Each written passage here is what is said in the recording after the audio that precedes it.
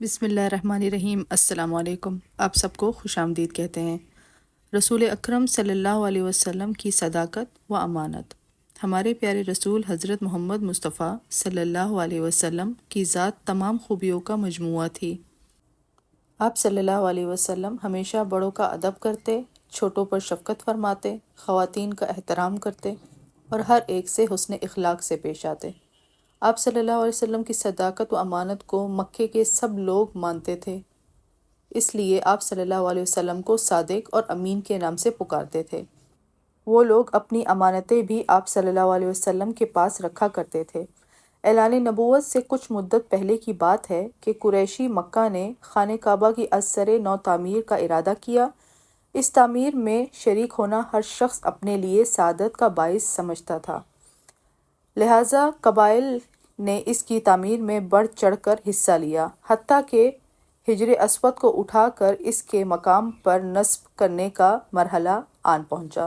ہر قبیلے کی یہ خواہش تھی کہ وہ اس سعادت کو بھی حاصل کرے، یہاں تک کہ نبوت لڑائی جھگڑے تک آ پہنچی۔ یہ دیکھ کر ان میں سے کچھ افراد نے باہمی صلاح مشورے سے یہ طے کیا کہ کل جو شخص سب سے پہلے بیت اللہ میں داخل ہو اسے ثالث مان لیا جائے اور اس کے فیصلے کو ہر شخص تسلیم کرے۔ خدا کی قدرت کے اگلے روز سب سے پہلے نبی کریم صلی اللہ علیہ وسلم بیت اللہ شریف میں داخل ہوئے۔ آپ صلی اللہ علیہ وسلم کو دیکھ کر وہ لوگ بے حد خوش ہوئے اور سب نے بایک زبان کہا، صادق آ گئے، امین آ گئے، ہم ان کے فیصلے پر راضی ہیں۔ حضور اکرم صلی اللہ علیہ وسلم نے حکم دیا کہ ایک چادر لائی جائے۔ چادر لائی گئی تو آپ صلی اللہ علیہ وسلم اسے زمین پر پھیلا دیا اور حجر اسود کو اپنے ہاتھوں سے اٹھا کر اس پر رکھ دیا۔ پھر حکم دیا کہ ہر قبیلے کا سردار چادر کا کنارہ پکڑ کر اٹھائے۔ سب نے مل کر ایسا ہی کیا۔ پھر آپ صلی اللہ علیہ وسلم نے حجر اسود کو اپنے دست مبارک سے اٹھا کر اس کے مقام پر نصب فرما دیا۔ اس طرح تمام قبائل اس سعادت میں شریک ہو گئے۔ حضور پاک صلی اللہ علیہ وسلم نے زندگی کے ہر معاملے میں صداقت و امانت کی اعلیٰ مثالیں قائم کی۔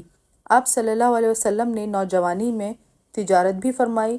ایک مرتبہ حضرت خدیجہ رضی اللہ تعالیٰ عنہا نے اپنے مال تجارت کی غرض سے آپ صلی اللہ علیہ وسلم کے سپرد کیا اور اپنا ایک تجربے کار غلام بھی جس کا نام میسرہ تھا آپ صلی اللہ علیہ وسلم کی ہمراہ کر دیا۔ انہوں نے اس غلام کو یہ ہدایت بھی کی کہ اس سفر کے دوران آپ صلی اللہ علیہ وسلم کی تمام باتیں انہیں آ کر بتائیں۔ اس دوران میسرہ نے تجارت کے سلسلے میں آپ صلی اللہ علیہ وسلم کی صداقت اور دیانت کو دیکھا اور واپس آ کر حضرت خدیجہ رضی اللہ عنہا سے اس کا ذکر کیا۔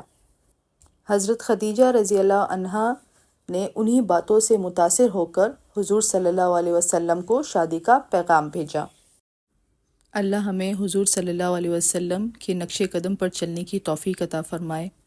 اللہ پاک آپ کے ایمان میں اضافہ فرمائے، خوش رکھے، پریشانیوں سے بچائے، کسی کا محتاج نہ کرے اور ہمیشہ اپنی پناہ میں رکھے۔ آمین۔